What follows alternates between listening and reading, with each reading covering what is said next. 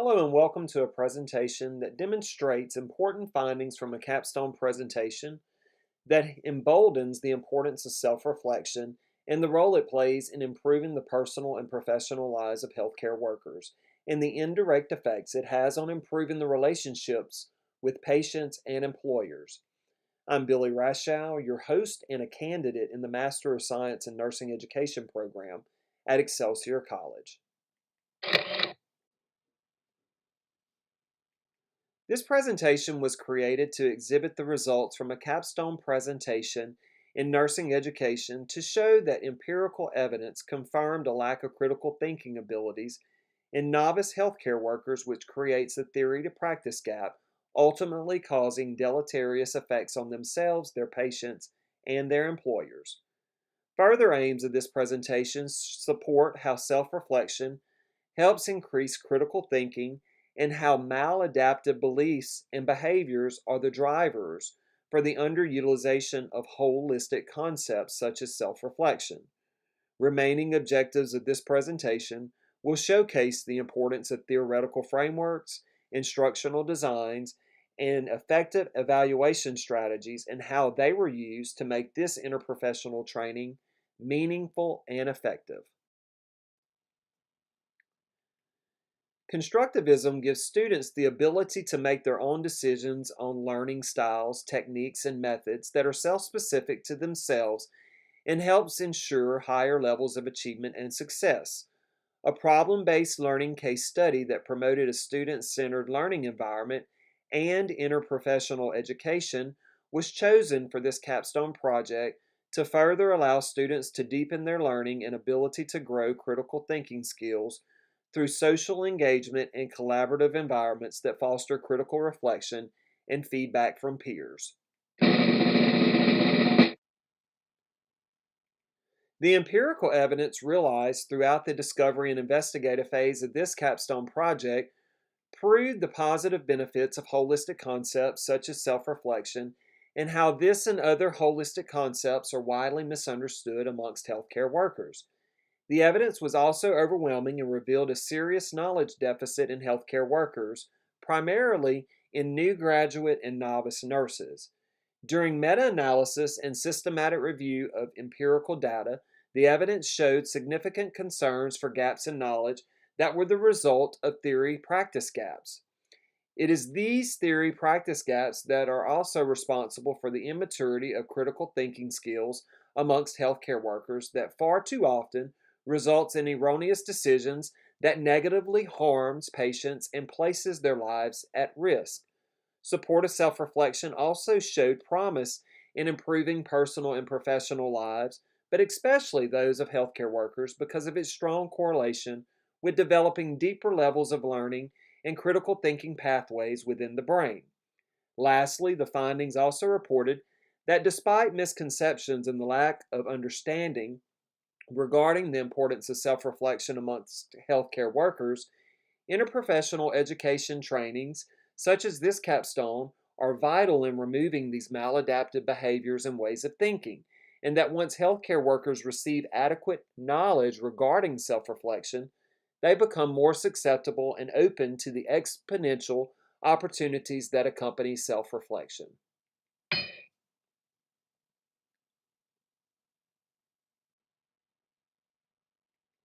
To be considered as a nursing leader, one must display characteristics that include, but aren't limited to, emotional intelligence, therapeutic communication, high standards of ethical and moral fortitudes, interprofessional collaboration, transformational leadership, seeking, searching, and integrating scholarship at all levels, as well as being willing and open to change through reflecting upon critical feedback to grow personally and professionally. It was by understanding and integrating predicates from each of these qualities of a nursing leader that helped me develop transpersonal relationships with key stakeholders that bolstered support and success of this capstone project. Outcomes are important and are the impetus of any educational training. Backward design is predicated on developing a course's outcomes prior to curriculum development to serve as the guardrails that guides and determines the constructs, context, and contents of the curriculum. Both student learning outcomes and participant learning outcomes were established by utilizing Bloom's taxonomy of cognitive domains. Student outcomes established what the author achieved, and the project outcomes established what the training's participants achieved from attending the interprofessional, interdepartmental staff development training. Careful planning must be considered when preparing any course, program, or curriculum. When planning this capstone project, predicates from designing the learning environment, program and curriculum development, and assessment and evaluation in nursing education were carefully considered and used as the foundation to support the selection and implementation of teaching methodologies and assessment strategies. By utilizing the knowledge, skills, and attitudes acquired during this program in nursing education, predicates of important teaching methodologies and assessment strategies were utilized to foster a learning environment that was warm, inviting, comfortable, entertaining, and culturally competent by being prepared to meet any special needs or accommodations upon participant requests. It is important to mention that this Presentation 1 end of course survey was the result of a special invitation extended by nursing leadership within the Capstone organization and wasn't originally considered during the proposal for the Capstone project. It is also important to note that excellence in nursing was promoted by presenting the Capstone project to this group of influential stakeholders because it exhibited the author's ability to be open minded and receptive to change, listen and consider vital feedback from the Capstone mentor, and to use this experience to learn and grow with the goal to potentially achieve higher levels of success during Presentation 2. The cumulative mean of Presentation 1's end of course surveys revealed that the audience strongly agree that this presentation met their expectations and that the training was meaningful and effective.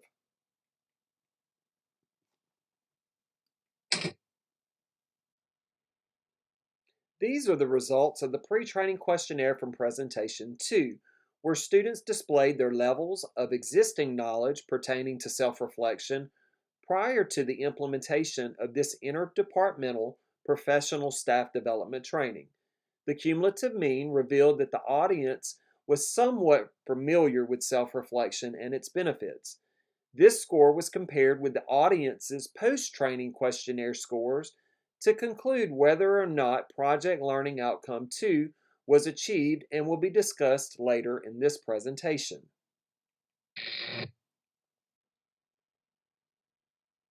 Here are the results from the post-training questionnaire from Presentation 2, where students displayed expansion of their knowledge pertaining to self-reflection after the conclusion of the interdepartmental professional staff development training.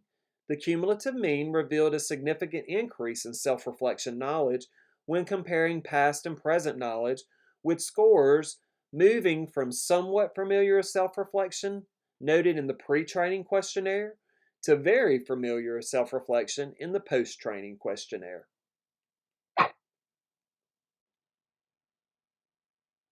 Presentation 2's end of course survey revealed a cumulative mean score indicating that the audience strongly agree that this presentation met their expectations and that the training was meaningful and effective. Comparison of Presentation 1's and Presentation 2's end of course surveys will be discussed later in this presentation.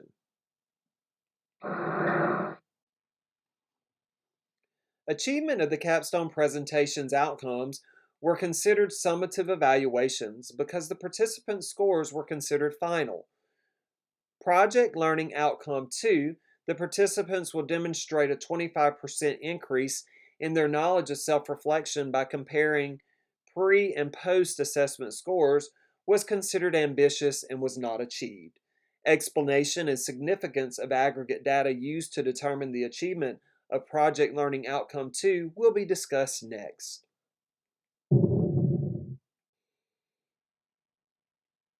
Although Presentation 1 wasn't planned or considered in the original capstone proposal.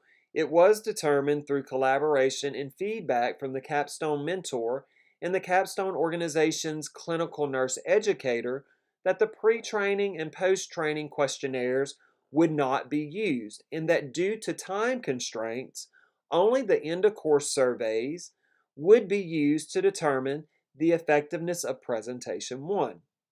Both Presentation 1 and Presentation 2's end-of-course surveys aggregate data was compared to determine whether or not improvement was achieved. The end-of-course surveys revealed overwhelming support for this type of interprofessional training and its effectiveness.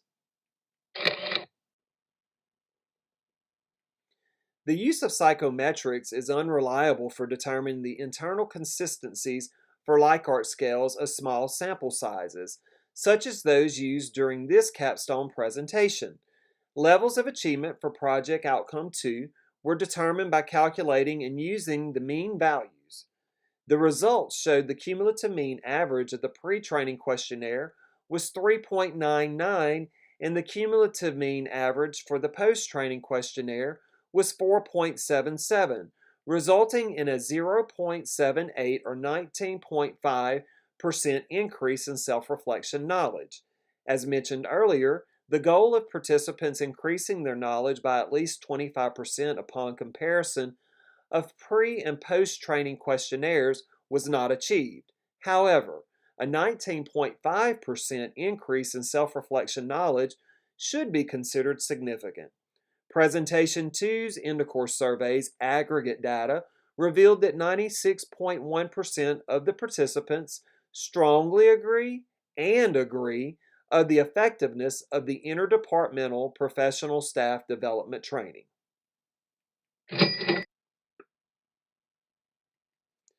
When comparing both groups of aggregate data from Presentation 1 and Presentation 2's end-of-course surveys, an increase of 0.15 cumulative mean score, or 3.3%, was recognized, therefore revealing improvement in the effectiveness between Presentation 1 and Presentation 2.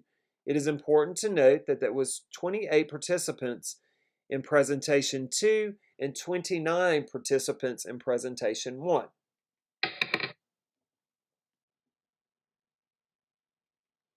Negative and positive implications and their antecedents must be considered when attempting to certify the reliability and validity of any quantitative or qualitative values. There were both positive and negative considerations during this capstone project. Positive implications were considered that helped achieve projected goals. Negative implications were given equal precedence and were used to improve and influence this capstone project, and will also be used to create and implement future and successful educational training endeavors.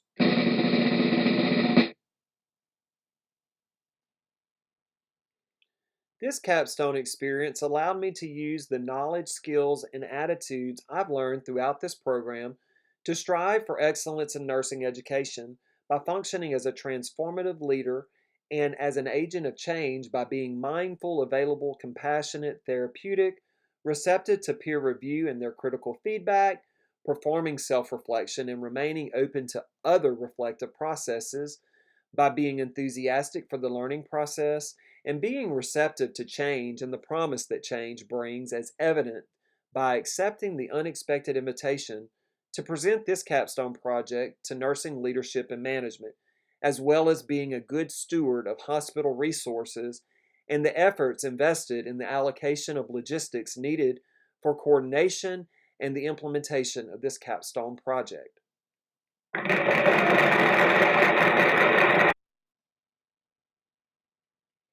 It is through the knowledge, skills, and attitudes acquired during this program and capstone experience that has instilled the desire to achieve excellence in nursing education by engaging in the many pathways to achieve scholarship in nursing education. Excellence in nursing was promoted by accepting the invitation to present this capstone project to an audience of influential nursing leaders so that I could learn and grow to become more successful and effective to achieve higher levels of success during Presentation 2. This capstone experience has inspired me to continue to be a champion in nursing education by pursuing research, discovery, and lifelong learning.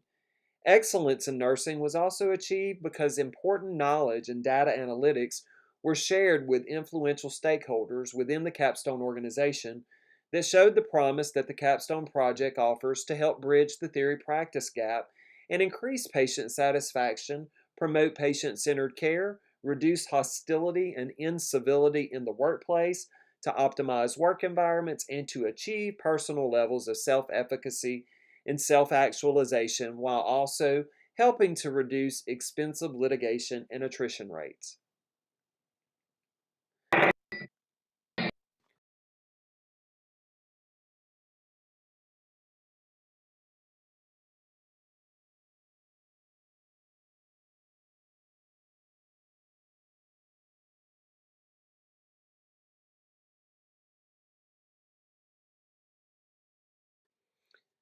The following appendix are comments that were made on end of course survey evaluation forms from influential stakeholders that further help validate the significance and effectiveness of this capstone project and others that help support self reflection and other holistic concepts.